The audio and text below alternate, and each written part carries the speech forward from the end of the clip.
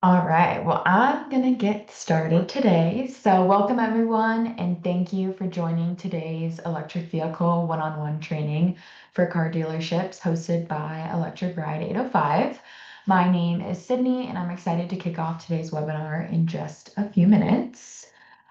Before we begin, I'm going to put a question up on here so you can let us know how you found out about today's webinar. And while that question is on your screen, I'm just going to share a few notes about today's session. So this webinar will be recorded, and a link to the recording and slides will be shared with all participants later this week. We will have a dedicated Q&A session at the end of the webinar.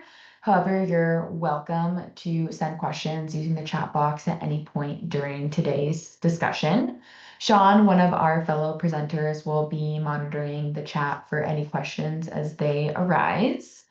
And lastly, please mute yourself when you're not speaking to minimize any background noise and any accidental disruptions that we know always occur with Zoom meetings. So now that we've covered the basics of today's training, I'll move on to providing some background on Electric Ride 805. So Electric Ride 805 is a coalition of local government and nonprofit partners working to accelerate the shift to electric vehicles across the Tri-County, excuse me, Central Coast region. The coalition was launched in 2011, and since then, members have collaborated to secure millions of dollars in funding for regional EV planning and projects, hosted numerous events and workshops to boost EV awareness and education, and supported the build out of our region's EV charging network. So this slide provides an overview of Electric Ride 805 steering committee members, which include nonprofits such as the Community Environmental Council and the Central Coast Clean Cities Coalition, as well as public agencies such as the air pollution control districts of Ventura, Santa Barbara, and San Luis Obispo counties, the County of Santa Barbara, Ventura County Regional Energy Alliance, and UC Santa Barbara. So over the years, we've had a great success working with local dealers, specifically with our efforts to host EV showcases and ride-a-drive events. These partnerships have proven mutually beneficial by increasing regional EV awareness and connecting dealerships with new customers. We have several events scheduled for National Drive Electric Month beginning next month. And soon we'll be engaging with dealers about Earth Day events in early 2026. So if you're interested in participating, don't miss out on the opportunity to be at these awesome events and connect with different customers that you may not reach otherwise. So now that you know a little bit about Electric Ride 805, we'll move on to introducing today's presenters. As I mentioned earlier, my name is Sydney Rouse, and I serve as an air quality specialist at the Santa Barbara County Air Pollution Control District and co-director of the Central Coast Clean Cities Coalition. And joining me today are Sophia Levenzal, my colleague from C5, Sean MacArthur, Climate Projects Manager at the Community Environmental Council. And lastly, we're excited to have Trisha Turner, Dealership Liaison with the Driving Clean Assistance Program, here to provide her expertise on the state's incentive program.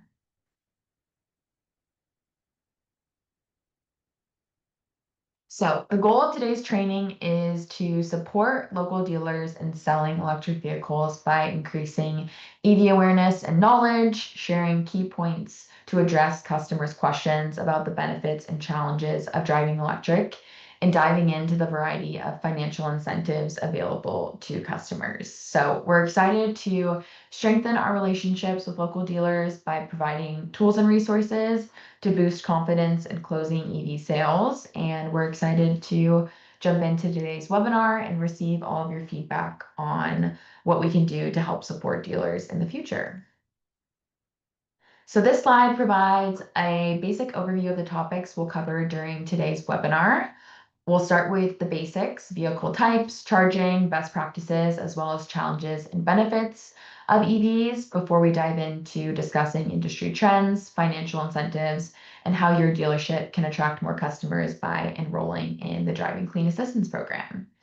And lastly, we'll be sharing some additional tools and resources your dealership can use before closing with our Q&A session.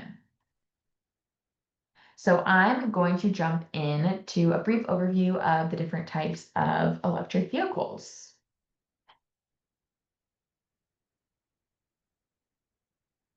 All right, so there are four main categories of EVs, as you all know. There's battery electric vehicles, plug-in hybrids, conventional hybrids, and fuel cell electric vehicles. We'll also be touching on extended range electric vehicles, which are an up-and-coming type of electric vehicle. We'll be diving into each of these vehicles in more detail later, aside from conventional hybrid electric vehicles, since they're excluded from the financial incentives that we'll be discussing later in today's webinar. So this table provides a very simple overview of the power source and refueling methods associated with each type of EV. So battery electric vehicles are powered only by electricity, and they're equipped with an electric motor and battery pack and can utilize level 1, level 2, and or level 3 EV chargers for refueling. Plug-in hybrids use electricity to power the electric motor and battery pack, as well as conventional fuel to power the internal combustion engine. These vehicles can utilize level 1 and level 2 chargers to refuel, as well as going to gas stations to fill up to power their internal combustion engine. Extended range electric vehicles are an interesting mix between battery electric vehicles and plug-in hybrids, as they feature an electric motor, battery pack, and an internal combustion engine powered generator. And these vehicles can utilize all levels of EV chargers and conventional fuel for the internal combustion engine. Lastly, fuel cell electric vehicles run on hydrogen fuel, which is used to produce electricity in the fuel cell stack within the vehicle. These vehicles are not widely adopted due to the challenges associated with storing and producing hydrogen fuel, and therefore fueling stations are very limited across the Central Coast. So going into more depth about each of these vehicle types. So all electric vehicles use a battery to store electrical energy that powers the motor. And they also utilize regenerative braking, a process in which the electric motor captures kinetic energy of the vehicle during braking and converts it into electrical energy stored in the battery for later use. Battery electric vehicles are referred to as zero-emission vehicles as they produce no tailpipe emissions, providing immense air quality benefits. Most currently available EVs have a shorter range per charge than most conventional vehicles have per tank of gas, but they typically have a driving range of between 100 to over 400 miles, and all-electric range is continuing to increase with new vehicles that are produced within recent years. Plug-in hybrid vehicles offer flexibility as they use both electricity and conventional fuel, such as gasoline or diesel, to power the internal combustion engine. They also utilize regenerative braking, offering additional fuel efficiency. And these vehicles have battery packs large enough to drive moderate distances using only electricity, typically offering an all-electric range between 15 and 50 miles. Now, going into extended range EVs. So these can be thought of as a bridge between a battery electric and plug-in hybrid vehicle, and they're designed to run primarily on electricity by using a battery-powered electric motor for propulsion. When the battery is depleted, a small internal combustion engine kicks in. So in contrast to plug-in hybrid EVs, in which the internal combustion engine is used to drive the wheels of the vehicle, the internal combustion engine within an extended range EV powers a generator that recharges the battery to extend the range. So currently there are no extended range EVs on the market within the US, but several manufacturers anticipate releasing models in the coming years. So these vehicles will offer between 100 and 200 miles of all-electric range, which is significantly higher than plug-in hybrid EVs, while still offering the flexibility to utilize the internal combustion powered generator for longer trips. So only time will tell to see how popular these extended range EVs will be once they're available within the US, but they could address consumers' range anxiety concerns while offering more of the benefits of electric driving. Lastly, hydrogen fuel cell electric vehicles typically offer around 300 miles of range, but adoption is low and fueling infrastructure is extremely limited. So most of your sales opportunities will be with battery electric vehicles and plug-in hybrids. Now we'll move on to discussing EV charging and local and regional infrastructure. So charging is one of the customer's biggest questions. So we'll break it down to level 1, level 2, and level 3 fast charging. Level 1 is used most commonly in residential settings and provides about 3 to 5 miles per hour of charge. So level 1 is slow, but it's a great at-home solution for charging overnight. Level 2 is common for households and workplaces since it can provide between 15 to 40 miles per hour of charge, depending on the charger's output, which typically ranges from 7 kilowatts to 19 kilowatts. And level 3, also known as DC fast charging, enables rapid charging with power outputs ranging from 50 to 350 kilowatts. And these can typically be found along heavy traffic corridors. And these charging stations offer between 145 to 347 miles within 60 minutes of charge, depending on their output. So level 1 provides charging through a standard 120 volt alternating current, also known as AC plug. Most EVs come with a portable level 1 cord set, and these chargers are equipped with a J1772 connector, which plugs into the vehicle's charging port, and a NEMA connector on the other side, which is a common 3-prong household plug that plugs into a standard wall outlet. So this is a really easy charging solution for anyone that has an EV and is great for overnight charging at home. So level 2 offers charging through a 240 volt or 208 volt electrical service. Electrical upgrades may need to occur for households to install a level 2 charger, but there are financial incentives available to reduce the cost to do so for consumers. And level 2 charging equipment uses the same J1772 connector that level 1 equipment uses. And all commercially available EVs in the United States have the ability to charge using both level 1 and level 2 charging equipment. And lastly, level 3 DC fast charging is a growing technology and operates between 200 or 480 volts to 1,000 volts. And DC fast chargers can be thought of as EV gas stations and providing power on the go in a fast manner for people to be able to take longer trips.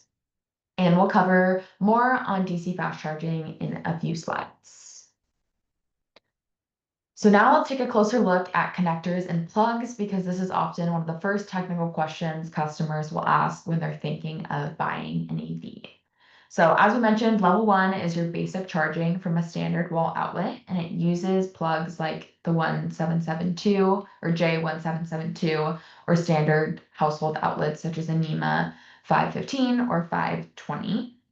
And level 3, you'll also see the J1772 connector and more recently the J3400 standard, also known as the North American Charging Standard or NACS, which originated with Tesla. So most new vehicles are moving towards the NACS, but adapters are widely available to ensure compatibility with older EV models and current EV charging stations. And DC fast chargers or level 3 include standards such as the CCS, which is common today, and Tesla's NACS superchargers, as well as CHAdeMO, which is now mostly obsolete. And again, most automakers are shifting towards the North American charging standard, and adapters make it possible to charge at different charging stations without a problem, depending on your vehicle type. So the key takeaway for your customers is that they don't need to worry too much about their compatibility with charging stations since the industry is moving towards adopting the NACS as the universal standard. And in the meantime, adapters are available to keep charging simple and flexible. Now, let's break it down what actually determines how fast an EV charges, because customers may ask, why does my car charge slower at one station versus another? And there are three main factors. So, one, the maximum speed of the charger in kilowatts. Fast chargers come in different power levels, typically between 50 to 350 kilowatts. And some stations also share power across multiple plugs. So several cars are charging at the same time. The charging rate may be slower. Second, every car has its own maximum charging capability within kilowatts. So a charger may be able to deliver power at 350 kilowatts, but if the car can only accept 100 kilowatts, that's the limit in which the car will accept the power. So this is why it's important to match the customer's needs with the vehicle type. So if they drive longer distances or frequently road trip, they'll benefit from a vehicle with a higher acceptance rate. And lastly, state of charge. So charging is fastest when the car battery is low and it slows down as the battery fills up. So most EVs significantly slow down their charging once they reach about 80% full to protect the battery's health. And that's why we recommend only charging to 75 to 80% for daily driving. And some other factors that may impact charging speed is temperature. Extreme cold or heat can slow charging. Battery design and materials may also influence charging speeds. And lastly, the vehicle's electrical system. Some operate at 400 volts, others at 800. So that influences how fast they can charge. So moving on, one of the key questions customers may ask is where are they going to charge their EV? And the good news is that most charging happens at home and public charging is rapidly expanding as well. So for most drivers, home charging is the easiest and most affordable solution. It costs about 25 to 30% of what it would cost to fuel a gas car. And most people simply plug in overnight, either with a level 1 charger using a standard outlet or a faster level 2 charger installed in their garage or a driveway or potentially at their multifamily housing development. And to save money, customers should avoid charging during peak electricity hours, typically between 4 to 9 p.m. And some utilities may offer reduced EV charging rates overnight. So that's a great talking point to highlight during a potential sale to highlight the cost savings of EVs. And now, what about when they're on the go? So, there's a lot of different resources about EV chargers out there, which I'll touch on in my next slide. For example, the US Department of Energy provides open source data showing the location of every public charger, and most EVs have built-in navigation that guides drivers to compatible stations. Public charging is more expensive than charging at home, but is generally still cheaper than gasoline. And similar to charging at home, it's advised to charge outside of peak hours at public charging stations to reduce the cost of electricity. So as I mentioned in my previous slide, there are several resources customers can use to identify available charging stations, including PlugShare, the Alternative Fuels Data Center's Station Locator, and even Google and Apple Maps include charging station locations now. So my last three slides will focus on EV charging trends across the country and in California. So this graph clearly shows that public charging stations in the US have grown significantly over the past 4 years, with both level 2 and DC fast chargers doubling in port counts from January 2021 to January 2025. And in California, the number of public level 2 and level 3 chargers increased by 28% in the last 6 months of recorded data from August 2024 to February 2025. And as we all know, California remains the leader on clean transportation across the United States. So our state is equipped with the highest number of EV chargers, and the California Energy Commission reports a total of 84,271 level 2 and level 3 public chargers statewide. So it's clear that EV charging infrastructure is expanding quickly, and so will customers' confidence in driving electric as they see more of this available charging infrastructure pop up in their region. So now that we've covered everything you need to know about EVs and EV charging, I'll be passing it off to Sophia to touch on important considerations and talking points for dealers. Thank you, Sydney. So yeah, we will now review the best practices for EVs, including driving habits, maintenance, and safety. So next slide, please. Thank you. So for best practices for driving, it's important to note that there are different factors that could decrease the driving range of the vehicle, such as the speed. Driving at higher speeds, such as highway driving, could dramatically reduce the range due to aerodynamics. The difference between 65 miles an hour and 75 miles an hour can reduce the range by as much as 20%. As well as using the AC and heater, it can also decrease the driving range. And finally, very cold weather, particularly below freezing, can also reduce the battery efficiency. Fortunately, there are ways to extend vehicle range, most notably through regenerative braking or one-pedal driving, which Sydney briefly talked about before.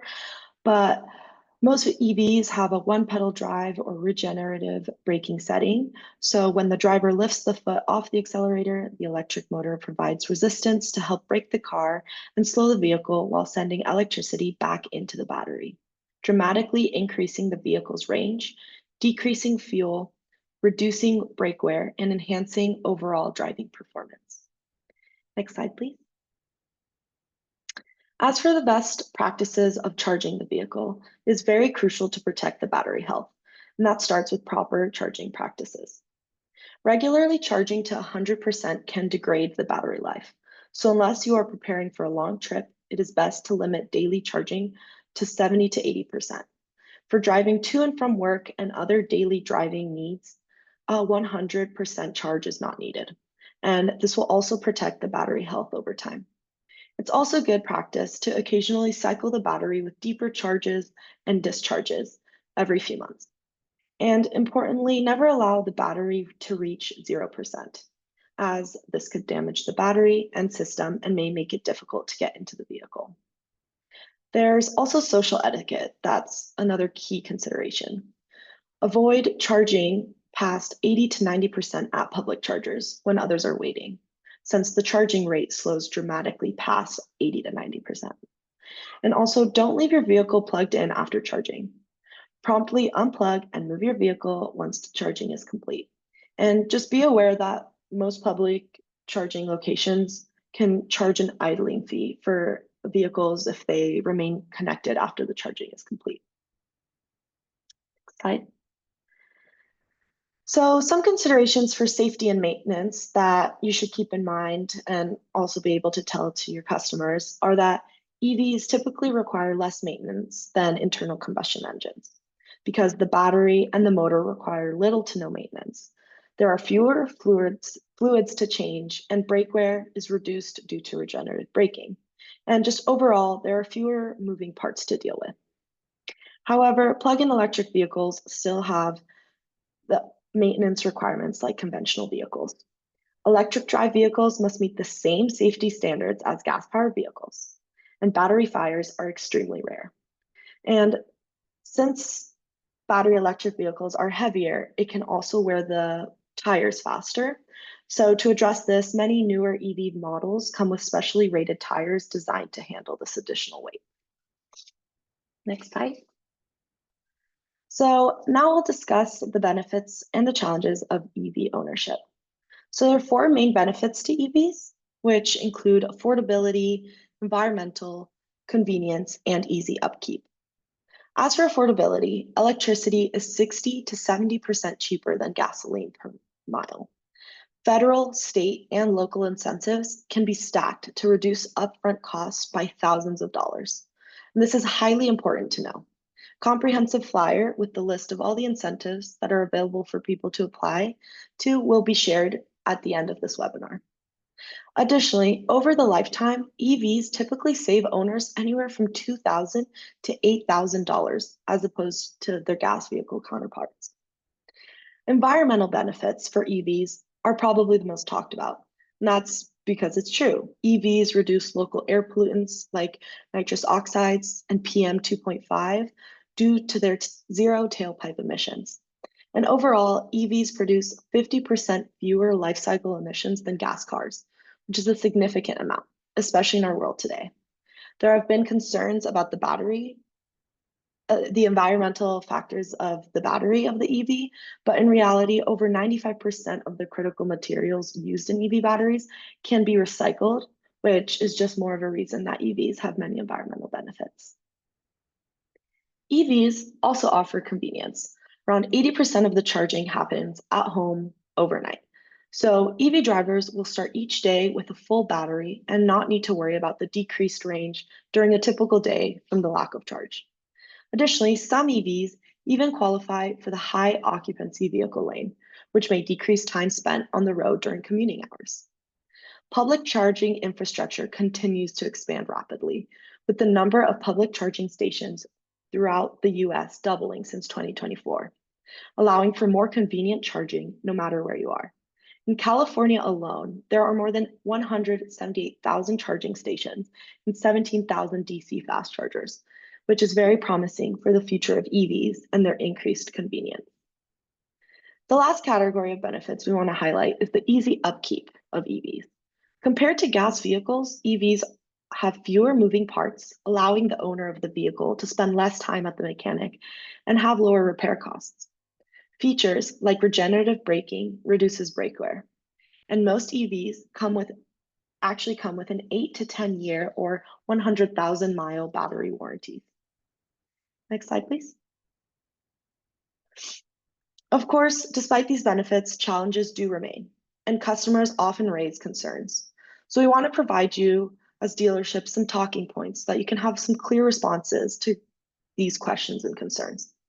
One of the most common concerns is the price. EVs are too expensive. While upfront costs may appear high, incentives significantly lower the price. Many incentives can be stacked together, which after applied can make many EVs under $30,000, often making them more affordable than gas-powered alternatives. And as I mentioned before, over the course of an EV's lifetime, they can save anywhere between $2,000 and $8,000, making the total cost of ownership lower than a gas vehicle. So EVs are more affordable than they seem. Next, charging takes too long and there are not enough chargers available. This is a common concern. But as I also mentioned before, public charging infrastructure is significantly increasing and expanding countrywide, with California specifically having over 84,000 charging ports currently, and our Tri-County region having over 2,700 chargers. Additionally, most charging is done at home and in workplaces, and most workplaces have level 2 EV charging. So EV owners can charge at home overnight and also in their workplace, not ever having to worry about running out of charge in their typical day. And if someone does have very low charge, the DC fast chargers add 150 miles in just 15 to 30 minutes, making those rare charging stops really quick. With the common concern, next slide, please.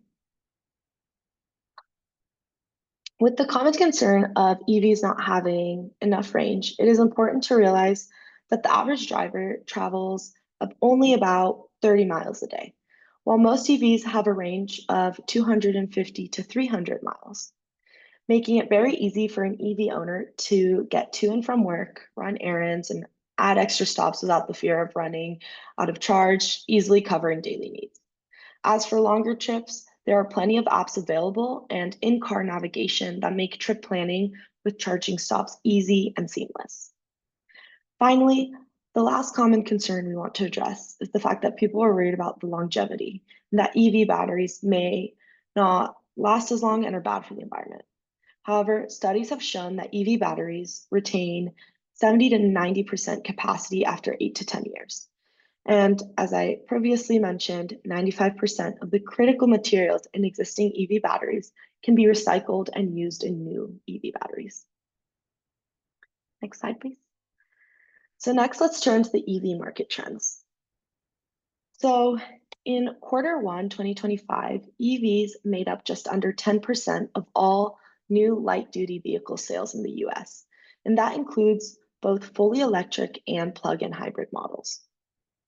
This is showing a steady adoption, as we have seen a year-over-year growth of about 3 percentage points from Q1 of 2024. This trend is showing that the consumer interest is increasing, not just for California, but across the country. For dealerships, this growing share means more customers are actively considering EVs. The increased demand for EVs means greater opportunities for registered EV dealerships to expand their clientele. Next slide, please. We saw a total of 376,000 EVs sold in the first quarter, and this reflects continued growth, although the pace has slightly leveled compared to the record high of $400,000 EVs sold in Q4 of 2024. This still reflects a sustained demand. There has also been a shift in brand dynamic, with non-Tesla sales having a 20% increase from Q1 2024, while Tesla sales went down 4.5%, reflecting greater brand diversity in the EV market. Thank you. And 13 states exceeded 10% EV market share in Q1 of 2025, with California as the top performing state, reaching as high as 23%. This means that in California, nearly 1 out of every 4 new vehicles sold is an EV.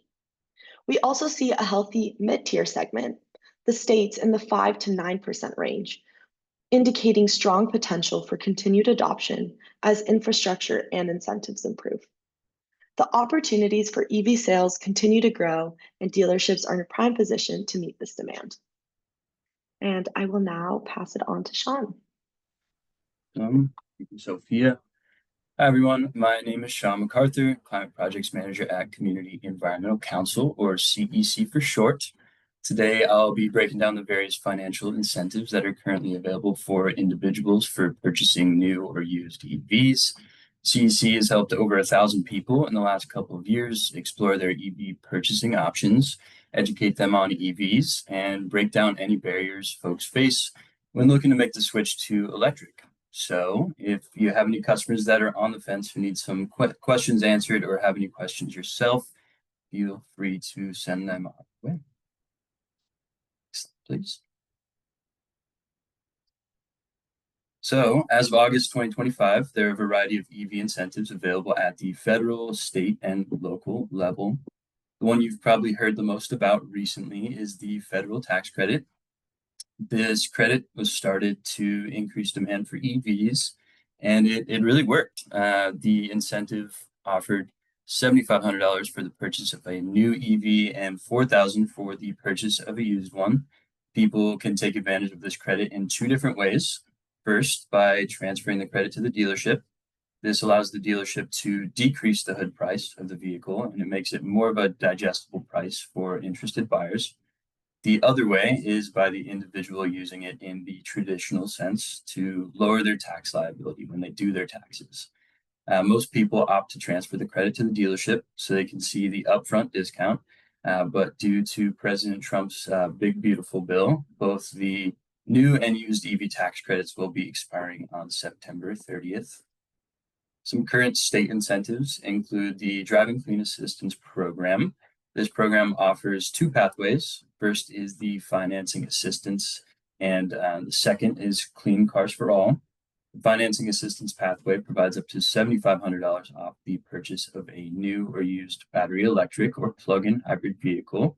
And the Clean Cars for All pathway allows an individual to retire a vehicle and get an increased incentive. This incentive is also applied at the point of sale, and funds are transferred from the program administrator directly to the dealership.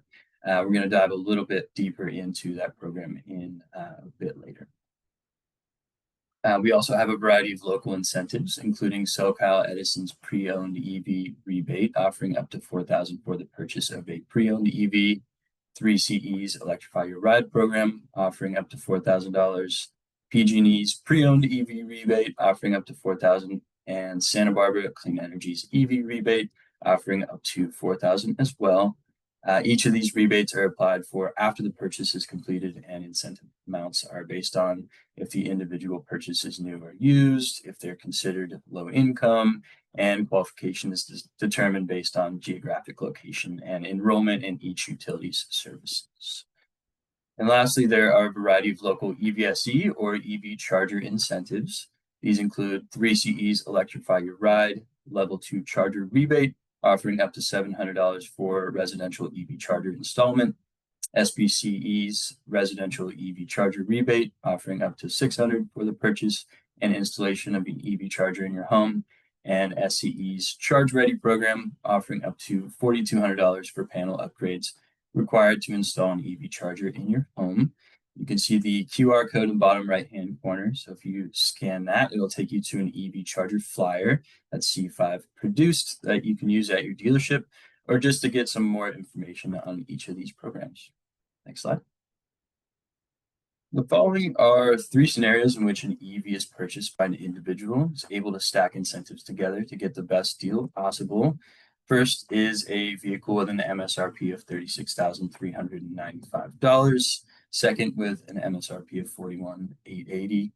And third, with a MSRP of $26,000. It's a used vehicle. So scenario 1 is a standard non-low income individual purchasing a new EV. Second is low income individual purchasing a new EV. And third is a low income individual purchasing a used EV. As you can see with scenario 1, it allows the individual to stack the federal tax credit and a utility rebate, either Santa Barbara Clean Energy's or 3CE's, to get $8,500 off that total price. It brings the total price down to $27,895. Scenario 2 allows for the stacking of the federal tax credit, the Driving Clean Assistance Program, and a utility rebate totaling up to $23,500 total off. And this brings the total price down to as low as $18,380. And finally, a low-income individual could stack the pre-owned federal tax credit, the Driving Clean Assistance Program, either the Santa Barbara Clean Energy or 3CE rebates, and either SoCal Edison or PG&E's EV rebate to get a total of $24,000 off potential savings, and that would bring that total price all the way down to as low as $2,000. As you can see, each of these scenarios brings EVs within reach for many people, which is exactly what the next program we're going to be talking about, the Driving Clean Assistance Program, a statewide program, is intending to do. So, if a Clean Cars for All participant is located in a California designated disadvantaged community, they will be able to receive an additional $2,000 for each program, which offers the recipient a charging incentive, allowing people to charge at any public charging station, which is a staple for most people who rent, especially for those who live on the Central Coast. This program was designed directly for low-income and disadvantaged communities and to really help the people that needed it the most. We're going to go into a little bit more detail on that program with Tricia after I think there's one more slide actually. Next slide, please. So there's the loan assistance and application process. So DCAP is working to make sure that those who are benefiting from their program are not being taken advantage of financially or putting themselves in a negative financial situation. DCAP requires that all loans have an interest rate of 8% or less, and cap loans and vehicle purchase price at $45,000. To qualify for a DCAP supported lender, they require at least one financial counseling session for participation to really go over the finances with them. The DCAP application process is intensive, but fortunately C5 and CC provide one-on-one assistance supporting participants through each step in the process. The DCAP website states successful applicants will receive notice of their grant award in approximately 1 month after submission, However, longer application processing times have been observed due to the popularity of the program, but we expect people to continue to be awarded through the end of the year. Next slide, please. So why should your dealership register for DCAP? Accepting DCAP incentives can dramatically increase sales by attracting a broader scope of customers. Many DCAP participants are only shopping at DCAP certified dealerships. Signing up is simple and quick using a new dealership intake form. It takes approximately 1 hour, and the DCAP team can help with any issues that may arise. Becoming DCAP certified is completely free and can only benefit your dealership's sales, and it provides customers with $7,500 to $12,000 off vehicles, reducing price haggling and increasing sales overall. Now, you may have some questions about the program, which is why we invited Tricia from the DCAP dealership team to share a bit more with you about the program. So I'll pass it off to her for some more information. Good morning, everybody. My name is Tricia Turner. I'm the dealer liaison for the Drive Clean Assistance Program. My responsibility is to primarily make sure that all the dealerships know how to redeem grants properly, and I get them enrolled, and anything that a dealership would need, I'm the only person that kind of tends them. I have about 15 plus years in automotive retail experience. So in this slideshow is what we give our dealers for the when they enroll. We discuss how the program works, the vehicles that are eligible, what are their financing requirements, how to contract the customer, and obviously on this we won't be going over the dealer portal, but there is a portal that you can keep track of all of your submissions for grants on once you enroll. Next slide. So participants do arrive at dealers with a pre-approval in hand. Once they pick out an electric vehicle, they apply the applicable grant amount underneath the manufacturer's rebate on the contract as down payment. Once the contract is signed, they upload the contract to the dealer portal, submit the grant for payment, and get paid via ACH within 10 days. Next slide. We have 2 program pathways.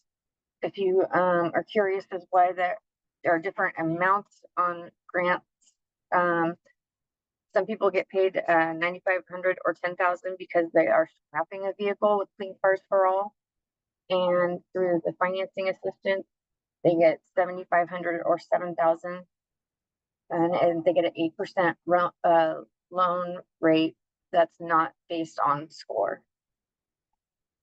Next slide. These are stackable with the IRS too, as stated earlier. Our vehicle requirements, they have to be 8 years old or newer, 75,000 miles or less, and can't exceed $45,000. We do accept leases and purchases, new or used vehicle. If it's used, it cannot have any unresolved recalls, no branded titles. And if it's a new vehicle, it has to be listed on the CARB's list of approved vehicles, which I think you'll have twice in this slideshow. Next slide. The financing pathway is, again, the customer gets an 8% rate. Most people go through a 3 months credit counseling course to get this rate. It's based on ability to pay the loan back and not on score. It has to be 72 months max term, and if it's a lease, a minimum term of 30 months. And again, the maximum line 1A on the contract has to be no more than $45,000. Next slide. If it is the Clean Cars for All pathway, the customers do get a tax reduction. So whatever county they live in, you're going to subtract 3.9375 and have them sign a tax exemption certificate, which will be included in their approval packet with them when they come in. They will have a pre-approval letter too, stating that they are the Clean Cars for All pathway. They will be leaving a vehicle, most likely at the dealership. They're scrapping. They will have those arrangements made before they come into the dealership. Next slide. Our in-network financing, the way we were able to give a lot of our participants the 8% rate is because we have a network of credit unions we go through, and or we have an arrangement that is based on their ability to pay back the loan, not score. And it's through Travis Credit Union, USC Credit Union, and Clean Energy Credit Union. When they do participate in the credit counseling, they go over things like ways to improve their financial health and understanding credit reports and custom budgets highlighting expenses. Next slide. When a customer comes in, they're going to have an approval packet. In their approval packet, you have to make sure that you look at the approval amount, the expiration date, the checklist that comes on another sheet, and then if it's a used vehicle, you do have to have Carfax and a mechanical inspection sign. And if they are financing, the loan pre-approval letter will be in there as well. This is an example of the financing assistance approval letter, and just dealerships want to pay attention to the top box and the second box. It pretty much spells everything out for you, which pathway they are, the grant. They have 30 days from the time that they get approved to purchase the vehicle. If they need a couple extra days, I can extend it, but a couple of days is okay, but we can't do week out. Next slide. This is the same form, but it's the pathway of Clean Cars for All. And again, this is the redemption checklist for the Clean Cars for All as well. Here's the tax exemption certificate for the Clean Cars for All. If they do get that sales tax reduction, you're going to have them sign this and keep a copy for the dealership's purposes. Next slide.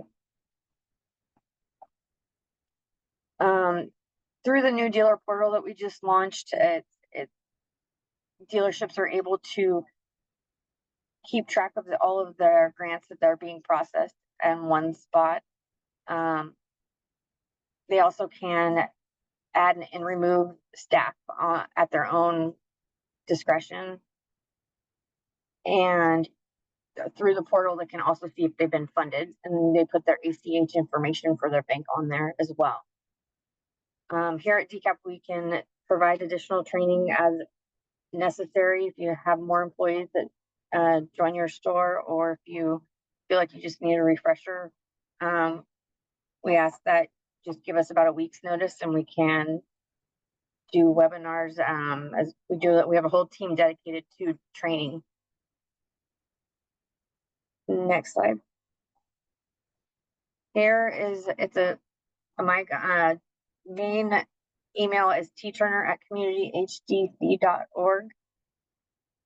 Our website, if you know of anybody that could benefit from our program, is you tell them to go apply at www.drivingcleancalifornia.org. If for some reason I didn't respond back to you in time, there's a general mailbox, dealerships@drivingcleancalifornia.org, that me and along with two of my teammates, we all maintain that. That is my work number. I'm there Monday through Friday, 9 to 5. And I believe that is all I had. Thank you so much, Trisha. And we'll have, again, a Q&A in just a few minutes. So if you have any specific questions, Trisha will be here to answer those about DCAP. So we appreciate you running over that and acting as a liaison for our local dealers.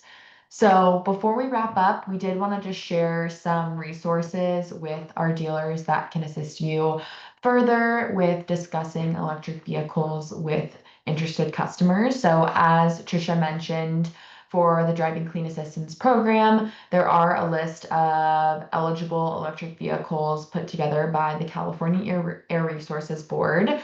So that is hyperlinked on this slide, which you guys will all be receiving after this webinar. We also linked some additional resources such as the Clean Vehicle Rebate EV Guide, which is a one-stop shop for an overview of electric vehicles, charging, marketing, and sales tips, as well as frequently asked questions by customers. Also linked some additional resources that can assist with EV inventories, as well as EV data tailored to shoppers, owners, and dealers. There is an EV sales cheat sheet resource that we found that we think would be impactful, as well as an article that outlines ways in which dealers can help support selling electric vehicles and what customers are looking for when they're coming to the dealership in terms of what questions they may ask, as well as top selling points for your EVs. Further support from Electric Ride 805, as we mentioned, and some of you may be familiar with this incentives guide. We did do some dropping off of flyers within our region, and I emailed these out with some of the invitations to this webinar, but this incentive flyer outlines all of the available incentives for both electric vehicles and EV charging for residents across Ventura, Santa Barbara, and San Luis Obispo counties. So there's a version that covers all three counties, and then there's also versions that are specific to each county.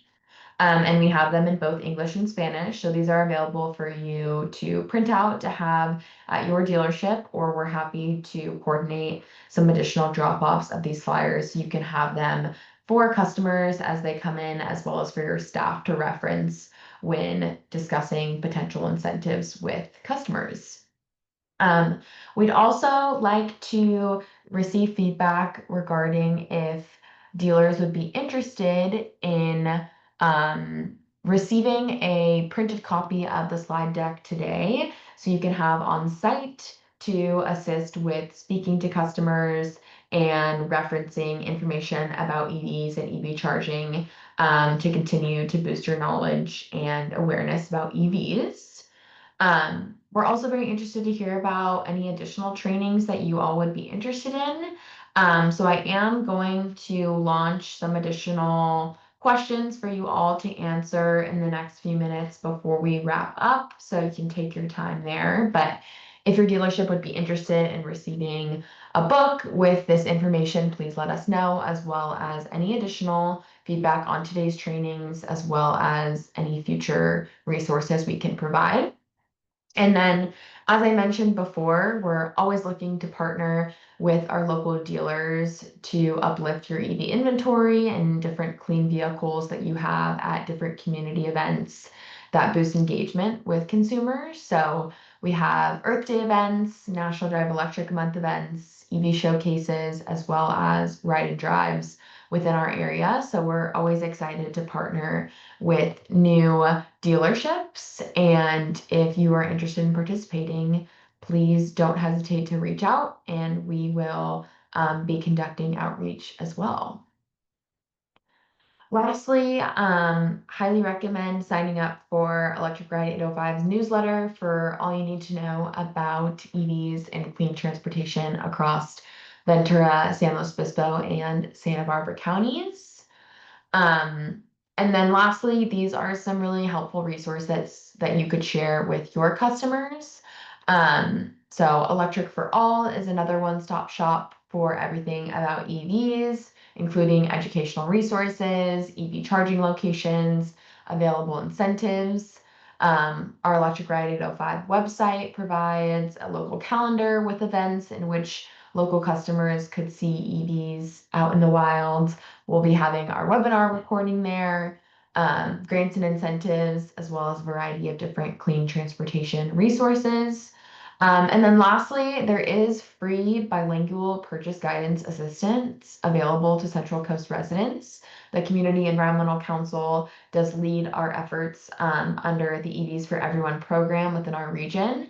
And this is something that is really, really impactful for people looking to purchase an electric vehicle and need assistance navigating the incentives. So this is a really great resource for dealers to leverage when talking to customers that are looking to purchase an EV, since they can receive free guidance from local experts. Lastly, we have time for some Q&A. So participants are welcome to unmute to ask any questions that you may have, or if you feel more comfortable sending your questions in the chat. But we are here to answer any questions that you may have. So feel free to jump off mute or send them in the chat if you have any.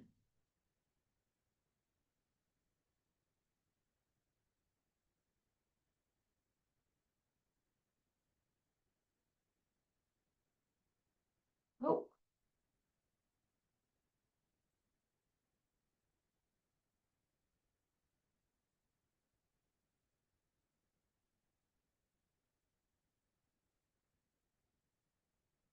Any questions from dealers or participants about any of the topics we shared today?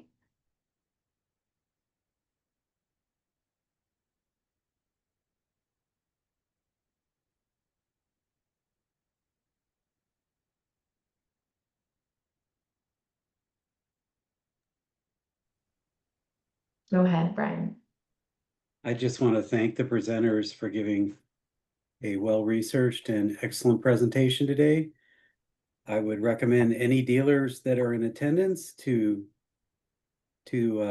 indicate your attendance here, and I would love to send you some business as a repayment for your time today.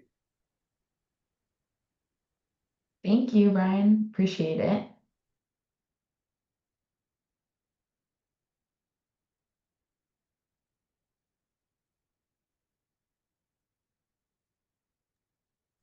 All right. Well, oh, sorry. Go ahead, Sean.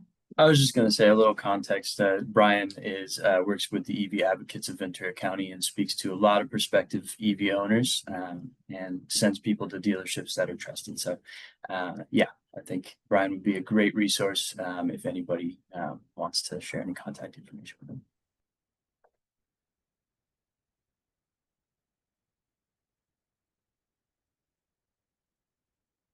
All right. Well, we'll be hanging out here. So this is the end of today's webinar. If you don't have any questions, we will be following up with a recording and the slides. So if you had any coworkers or staff members that weren't able to attend today, this will be available to them. So if you don't have any questions, thank you so much for joining us today. We would love your feedback. If you would like to send that via email or provide it in the chat, we would really appreciate it. But if you don't have any questions, we hope you all have a wonderful day and feel more confident going into talking to consumers about electric vehicles. And we're happy to support in any way we can moving forward. So thank you.